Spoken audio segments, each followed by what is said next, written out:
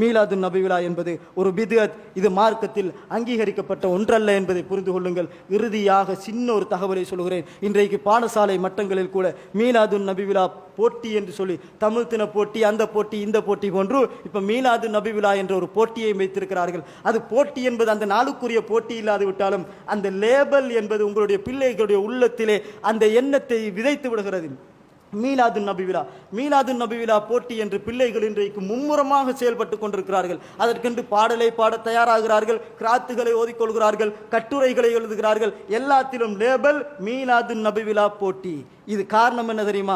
நாம் அதுக்கும் இதுக்கும் சம்பந்தம் இல்லை என்று தான் நினைக்கிறோம். ஆனால் அது சம்பந்தம் என்னவென்றால் நாளடைவில் அது பிள்ளையுடைய உள்ளத்தில் மீலாது நபி விழா என்ற ஒன்று உருவாக்கப்பட்டு அது குறித்த தினத்தில் சரியாக மீலாது நபி விழா கொண்டாடுகின்ற அந்த நாட்களிலே அவர்கள் உருவாக்கி விடுவார்கள். ஆக தெளிவாக இருந்து கொள்ளுங்கள். நீங்கள் உங்கள் பிள்ளைகளை மீலாது நபி விழா போட்டி என்று எதிலும் பங்கெடுக்க வைத்து விட வேண்டாம். அதை ஒரு தூரமான ஒன்றாகவே அவர்களுடைய உள்ளத்தில் விதைத்து விடுங்கள். இதுவும் சதி என்பதை புரிந்து கொள்ளுங்கள். அல்லாஹு தஆலா என்னை உங்களையும் பொருந்திக் கொள்வானாக. வா கூலு கோலி ஹாதா வஸ்தக்ஃபிரு இன்னஹு லஃபூர் ரஹீம். அஸ்ஸலாமு அலைக்கும்.